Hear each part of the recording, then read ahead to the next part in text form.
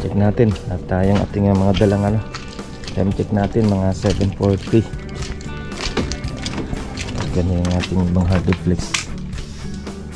Papinis natin pintura, baba na rin yan. Ayan.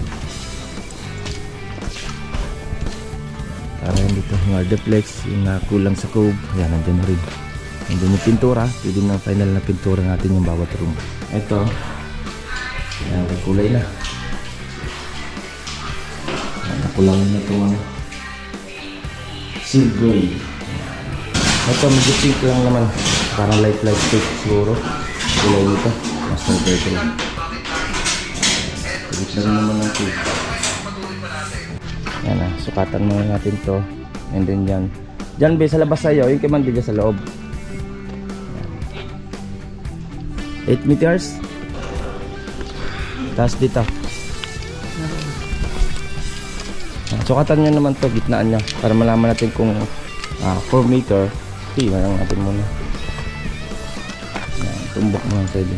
4 meters yan. Ayan, 4 meters, dihati lang sila. 2 meters lang.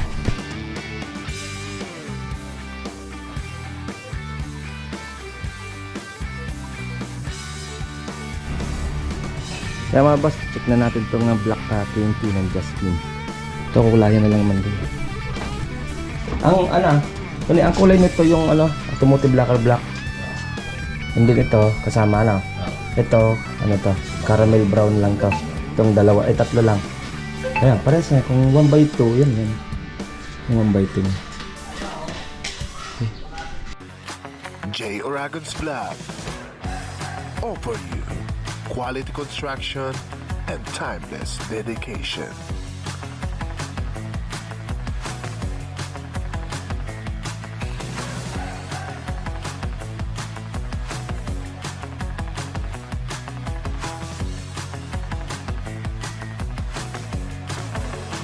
J.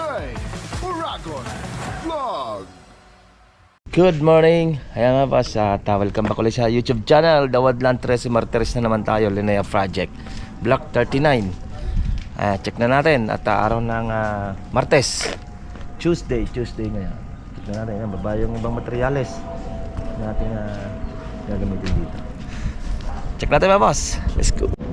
Check natin at yung ating mga dalang time check natin mga 7:40. Ganyan yung ating ibang hard reflex. Papinis natin pintura, baba na rin yan. Ayan. Para hindi ito yung hard reflex, yung kulang sa cove, ayan, nandyan na rin. Nandyan yung pintura, pwede na final na pintura natin yung bawat room. Lahat na yan, baba na yan. Puro balde yan. Tambak na tayo ng mga balde. Kasi makakamura kapag balde kaysa galon yung bibili. Dyan lang yung fiber mesh. Babaan nyo muna lahat. Kasi tatanggalin nyo yung hard reflex. Yung fiber mesh natin ng pang waterproofing. Hindi mo natin iniwan doon kasi meron pa silang stock. San Pablo, Laguna. Yan mga boss, sa taas check na natin itong Linea. Focus lang naman ng team sa second floor na naman. Ito naman ang gagawin na lang naman dito, pintura na lang naman ng cube, and then yung wall madadali natin kasi ito naman PVC panel. Ito lang iniintay lang natin, malagyan ng TV console para malagyan na rin ng cube.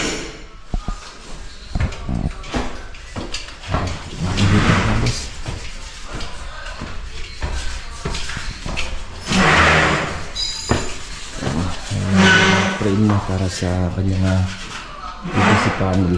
Ito, yan, may kulay na. Yan, nakulangin na itong seal gray. Yan. Seal gray ang pinakulay ni client. Yan. Ito, semi-gloss lang naman kulay. Ito, black lang gusto na client pangamba niya, and then semi-gloss lang din yung pinto. Okay.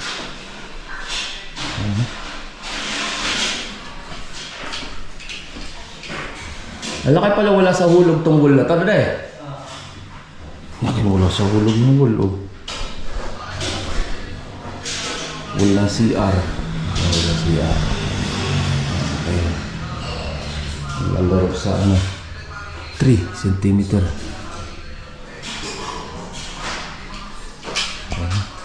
Ito yung guest room mo yan. And then ito yung hallway. Kulay na rin naman ito. Ito yung master bedroom. Ito medyo pink lang naman. Parang light pink siguro. Kulay nito. Master bedroom. Pilit na rin naman ng tube. Pilit na yung tube mo. At yung light, yan na rin naman. Nasa light lang. Kung padadagdagan lang yun dyan. Dali lang naman dagdagan yan. At sukatan natin mga boss dito. Sukatan ko muna at para sa fence ni client. Sabi ko para makapag-discount na hindi malaki mag-aabuti ng gastos ng fence, huwag na lang muna i-fence to. Papasok lang tayo ng 30 cm. 30 cm yun lang. Importante mag-close. Soon na yan, pag pinasecond floor nila, at least nakaprepare na. Isang layout na lang para sa second floor. Pag isasama mo pa sa fence kasi yan, medyo malaki pa abutin talaga yan. Sukatan mo natin para sa hindi paruruping ni client naman yun. Hintay lang naman yung floor block nito. Check natin sa baba. Okay.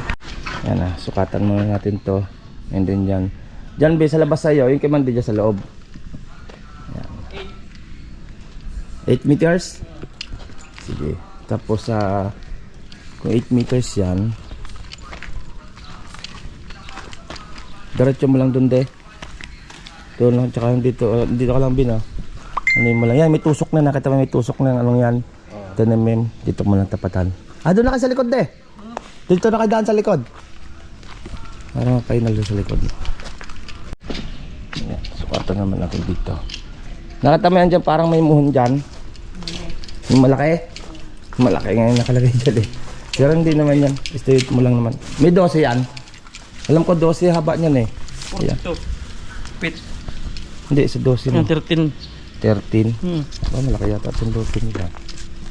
Binawi naman sa malit yung partition, yung nila raw. Hindi, 2 lang, 2 meters lang talaga yan. Tapos dito. Sukatan nyo naman to, gitnaan nya. Para malaman natin kung 4 meter. Tingnan lang natin muna. Kung 4 meter itong nasa likod. Diyan sa wall. Tsaka wall nito. Dila kayo sa dulo, sa labas.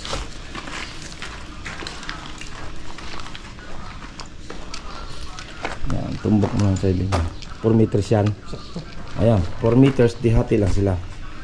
2 meters lang. Tapos, yung ayan, ito, yung haba nito. Ganun. Oo. Kung 8, di 3 meters yan, 5 meters tong unit eh.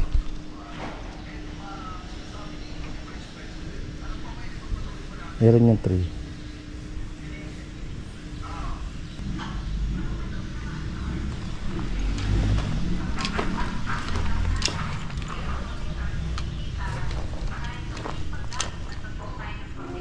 Ah, 2 meters. 280. 280, nga sa ano yan. Tapos yung dito niya, kuhanin niya rin to.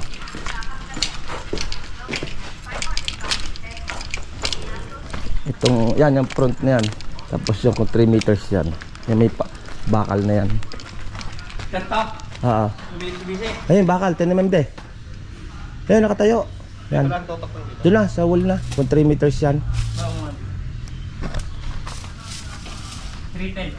3 meters nga yan. Iya ka yan.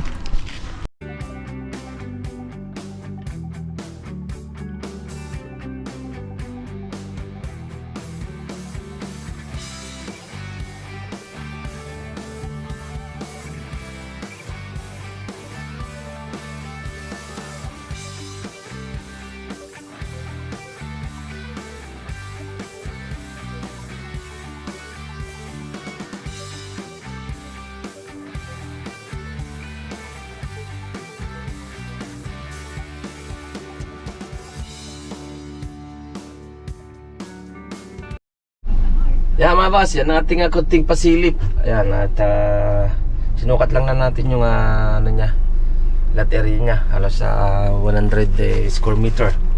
Standard lang pala yung kanyang sa unit ni sir. Okay, at estimate ko rin lang din yung sa fence niya. Sisend na lang natin sa kanya. Dahil yung fence naman yan, hindi naman buo gagawin.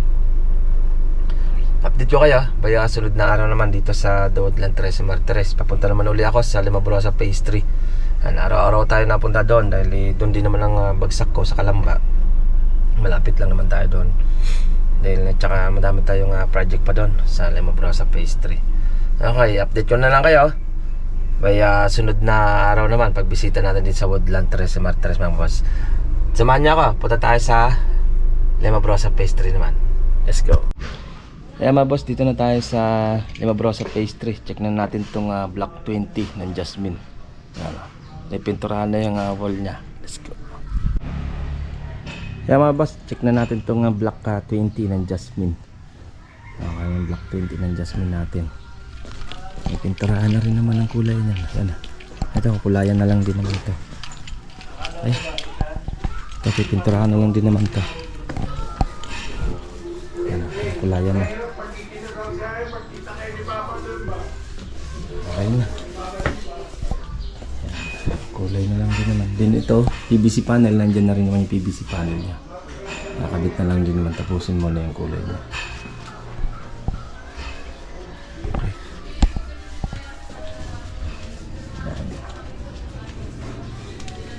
Ito, medyo ano lang to.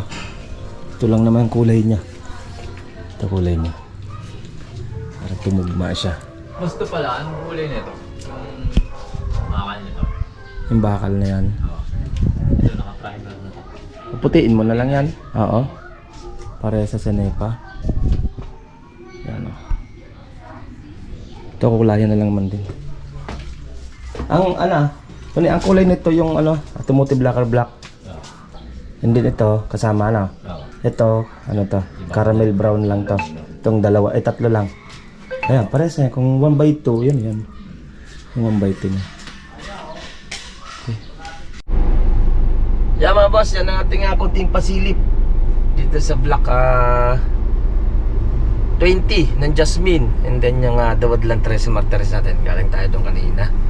Ayan, at by bukas naman at check na uli natin dito sa Limabrosa yung ibang project natin. Okay, hanggang dito lang mga boss. At ingat-ingat tayo. Bye-bye. Ito pong J. Uragon Vlog, napakaganda po ng channel na ito, no? Tungkol po ito sa construction. Actual construction po ang channel na ito, no? Pag pinanood nyo po ito, panalo po kayo sa channel na ito. Napakaganda po ng mga video niya. Lalo na pong magaganda, no? Yung mga iba't ibang design niya. Kakaiba po yung mga iba't ibang design niya sa mga kisame. Subukan nyo pong panoorin J. Uragon Vlog na ito. Matutuwa po kayo pag pinanood nyo po yung mga video niya. Maraming salamat po.